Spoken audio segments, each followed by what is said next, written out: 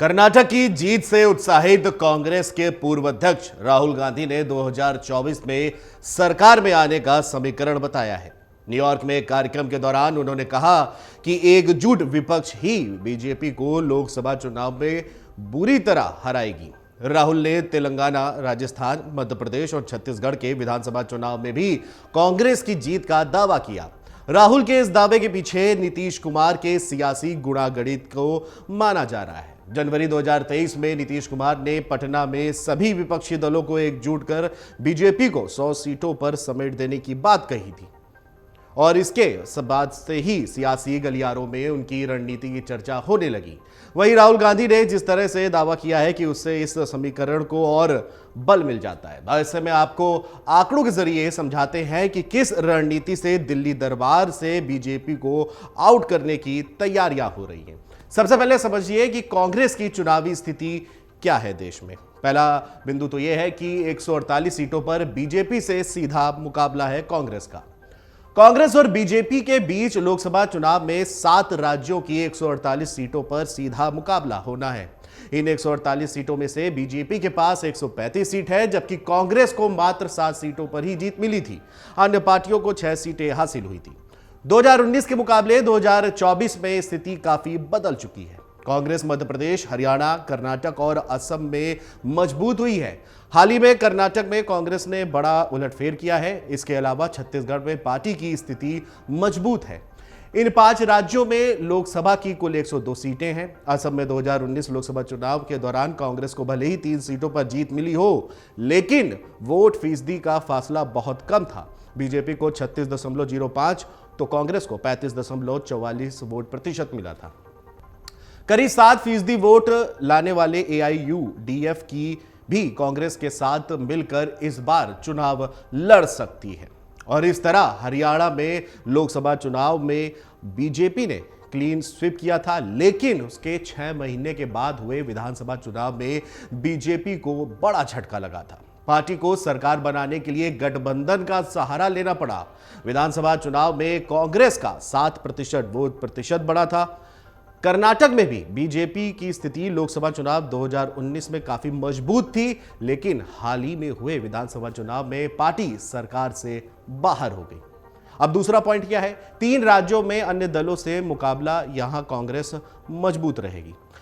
तेलंगाना, केरल और पंजाब में कांग्रेस का अन्य दलों से मुकाबला है। इन राज्यों में लोकसभा की कुल 50 सीटें हैं। इन 50 सीटों में कांग्रेस के पास करीब 30 सीटें हैं और 3 में से 2 राज्यों में बीजेपी के पास एक भी सीट नहीं है।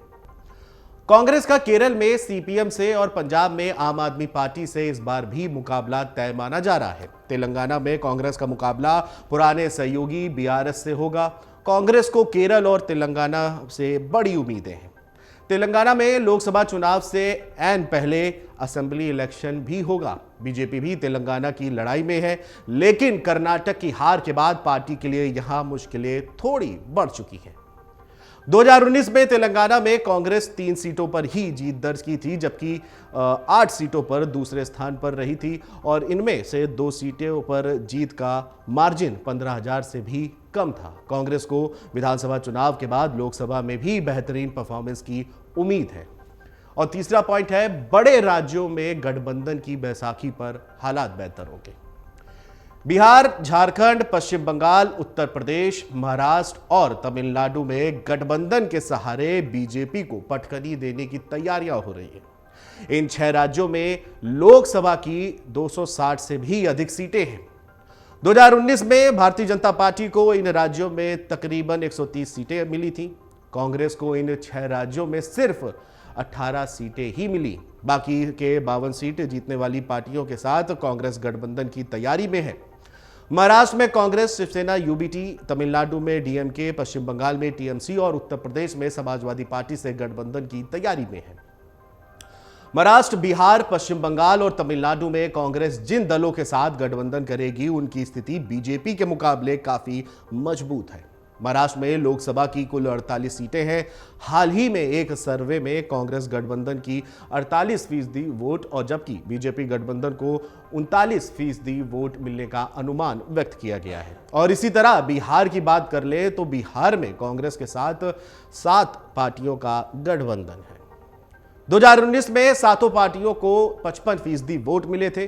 तमिलनाडु में बीजेपी फोकस कर रही है, हालांकि द्रविड़नाडु और पॉलिटिक्स की वजह से कांग्रेस और उसके सहयोगी दल डीएमके का पलड़ा भारी है। इसी तरह बंगाल की स्थिति भी कांग्रेस गठबंधन के लिए अनुकूल है। 2021 के विधानसभा चुनाव के आंकड़ों की अगर देखें तो कांग्रेस, सीपीएम और तृणमूल के पास वोट प्रतिशत 50 से अधिक है। बीजेपी के पास सिर्फ 37% ही वोट है। बिहार के मुख्यमंत्री नीतीश कुमार पिछले 6 महीने से विपक्षी एकता तैयार करने की रणनीति पर काम कर रहे हैं। नीतीश राहुल गांधी से भी 2 बार मिले और नीतीश कुमार करीब 20 पार्टियों को साथ लाने की तैयारी में है। चलिए इसकी वजह क्या है, इस पर भी एक नजर डाल लेते हैं। नीतीश कुमार गठबंधन बनाकर बीजेपी को ग्रामीण इलाकों की लोकसभा सीटों पर पटकनी देने की तैयारी में है। चुनाव आयोग के आंकड़ों के मुताबिक ग्रामीण इलाकों में लोकसभा की कुल 393 सीटें हैं। 2009 में कांग्रेस को 123, बीजेपी को 77 और अन्य पार्टियों को 153 सीटों पर जीत मिली थी। 2014 के मोदी वेव में कांग्रेस की संख्या में बड़ी कमी आई। कांग्रेस 28 पर सिमट गई, जबकि बीजेपी को 190 सीटों पर जीत मिली। हालांकि अन्य पार्टियों की सीटों में ज्यादा कमी नहीं देखी गई। 2014 में ग्रामीण इलाकों में अन्य पार्टियों को 135 सीटों पर जीत मिली। 2019 में भी ग्रामीण इलाकों में कांग्रेस प्रदर्शन करने में विफल रही। कांग्रेस को 353 में से सिर्फ 26 सीटें मिली। बीजेपी 207 और अन्य पार्टियों ने 120 सीटों पर जीत दर्ज की। ग्रामीण इलाकों में अगर कांग्रेस बीजेपी की घेराबंदी में सफल रही तो पार्टी को सरकार बनाने में मुश्किलें आ सकती हैं। शहरी और अर्धशहरी सीटों के लिए अलग रणनीति होगी। लोकसभा में शहरी और अर्धशहरी सीटों की संख्या 190 है। शहरी सीटें कांग्रेस के लिए कमजोर कड़ी साबित हुई है। 2009 में 108 अर्धशहरी सीटों में से कांग्रेस को 50 पर जीत मिली थी।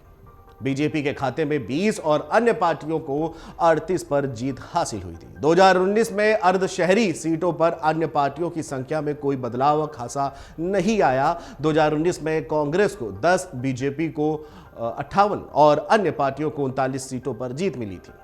बात शहरी सीटों की करें तो यहां भी अन्य पार्टियों की संख्या में 2009 की तुलना में 2019 में कोई बदलाव नहीं आया। 2009 में कांग्रेस को शहरी की 82 लोकसभा सीटों में से 20 पर जीत मिली थी, जबकि बीजेपी को 33 और अन्य पार्टियों को 29 सीटें हासिल हुई थी। 2019 में इन्हीं आंकड़ों में ज्यादा बदलाव नहीं हुआ। 2019 में कांग्रेस को 14, बीजेपी को 40 और अन्य पार्टियों को 28 सीटों पर जीत मिली। यानी अन्य पार्टियों का परफॉर्मेंस शहरी और अर्ध शहरी सीटों पर बेहतरीन रहा।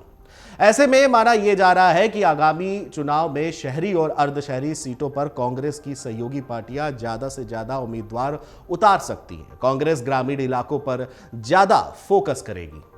आम चुनाव 2024 में भारतीय जनता पार्टी को पटकनी देने के लिए जातीय जनगणना और फ्रीबीज का सहारा विपक्षी पार्टियां लेने की तैयारी में है। कर्नाटक में कांग्रेस की 5 गारंटी अभियान हिट रहा। नीतीश कुमार का जातीय कार्ड भी अब तक सक्सेस रहा है। राहुल गांधी भी जितनी आबादी उतना हक का नारा लगा चुके हैं। बीजेपी के धार्मिक चक्रव्यूह को तोड़ने के लिए विपक्षी पार्टियां जातीय जनगणना को हथियार बना रही हैं। 1990 के दशक में यह फॉर्मूला भी सफल रहा था। कांग्रेस राष्ट्रीय स्तर पर ओल्ड पेंशन स्कीम को फिर से शुरू करने, महिलाओं को पेंशन देने और फ्री गैस सिलेंडर देने जैसी रणनीति के सारे चुनावी दरिया को पार करने की तैयारी में है। अगर ये सफल हुआ है तो बीजेपी जीत की रेस से बाहर हो सकती है। मन से उजाला कर चले, मन से